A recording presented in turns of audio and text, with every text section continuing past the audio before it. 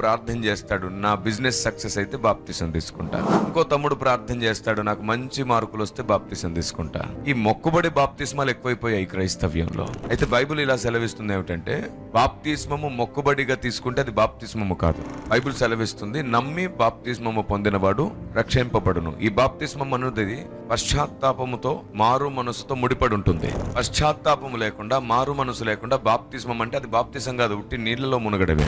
బాప్తిసం తీసుకునే వ్యక్తికి రెండు విషయాలు చాలా స్పష్టంగా తెలియాలి. ఒకటి, నేను పాపిని, నా జీవితంలో జన్మ కర్మ పాపములు నన్ను ఏలుతున్నాయి, నా స్వభావం మంచిది కాదు. రెండవది, నా పాపమును తొలగించేది క్రీస్తు మాత్రమే, ఆయనే దేవుడు. పరిశుద్ధాత్మని వలన నేను క్రీస్తును ప్రభువుగా ఒప్పుకుంటున్నాను. ఈ విషయం స్పృహలో ఉన్నప్పుడు మనం బాప్తిసం తీసుకోవచ్చు. బాప్తిస్మం తీసుకోవడానికి వయస్సుతో సంబంధం లేదు, కానీ అవగాహనతో సంబంధం ఉంది.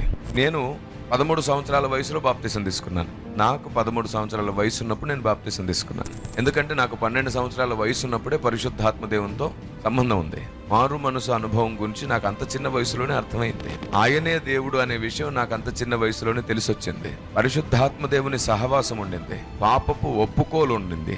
ఈ లోకంలో ఉన్నటువంటి పాపం నుండి నన్ను విడిపించమని దేవుని నేను బ్రతిమాలుకున్నాను. ఎందుకంటే వీటిని గూర్చి నేను తెలుసుకున్నాను, అడిగి నేర్చుకున్నాను, అర్థం చేసుకునే కృప దేవుడు నాకు ఇచ్చాడు. అంత తక్కువ వయసులోనే దేవుడు నన్ను రక్షించుకోవడానికి గల కారణం ఏమిటంటే, నేను ఈ భూమి మీద బ్రతుకుండగానే ఆయన చిత్తం ఎక్కువగా నెరవేర్చాలని.